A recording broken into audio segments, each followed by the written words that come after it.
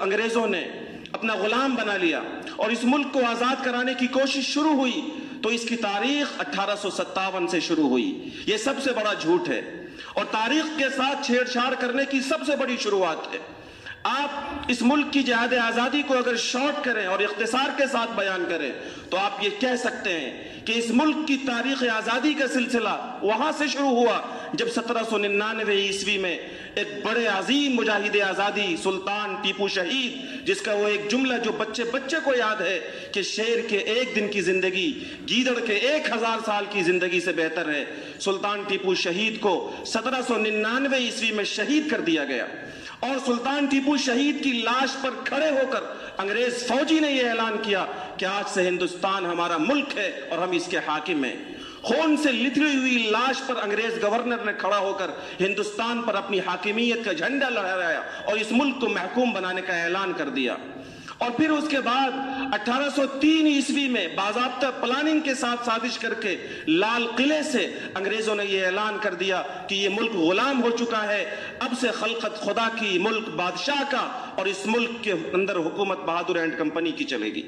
یہ صورتحال تھی. آپ کو یاد ہونا چاہیے کہ جب 1803 عیسوی میں اس ملک کے اندر انگریزوں نے سب سے پہلے یہ اعلان لال قلعے سے کیا کہ اب سے یہ ملک ہمارا ہے، تو 1803 عیسوی میں اسی سن میں اس ملک کے سب سے بڑے عظیم عالم دین مسند الہند حضرت شاہ ولی اللہ محدث دہلوی رحمت اللہ علیہ کے بڑے صاحبزادے شاہ عبدالعزیز محدث دہلوی رحمت اللہ علیہ نے یہ فتویٰ دیا تھا اور یہ مجاہدانہ اعلان کیا تھا کہ اے لوگو، اب یہ ملک غلام ہو چکا ہے اور اس ملک کو آزاد کرانے کے لیے جہاد آزادی لڑنا ہر مسلمان پر فرض ہے.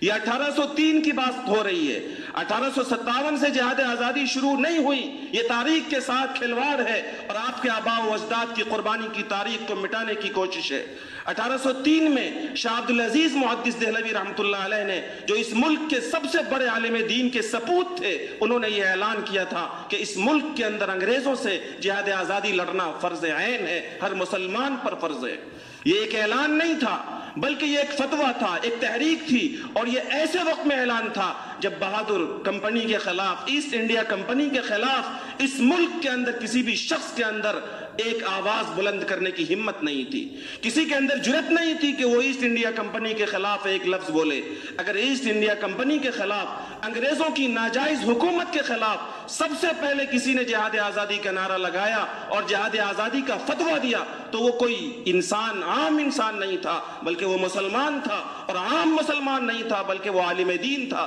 اور وہ عالم دین ملک کے عظیم عالم دین کا سپوت تھا. شاہ عبدالعزیز محدث دہلوی رحمت اللہ علیہ نے جب فتویٰ دے دیا تو کیا انگریزوں نے ان کو چھوڑ دیا، ان کو پھولوں کا تاج پیش کر دیا؟ ایسا نہیں ہوا، بلکہ فتویٰ دینے کے بعد اس فتوے کے نتیجے میں انگریزوں نے شاہ عبدالعزیز محدث دہلوی کو زہر دے دیا. ان کی آنکھ کی بینائی چلی گئی، ان کے بدن پر سفید داغ پڑ گئے، ان کو دہلی سے شہر بدر کر دیا گیا، شاہ صاحب کی ساری جائیداد کو قرق کر لیا گیا، ضبط کر لیا گیا. بالآخر اسی زہر کی وجہ سے 1824 میں شاہ عبدالعزیز محدث دہلوی رحمت اللہ علیہ شہید ہو گئے.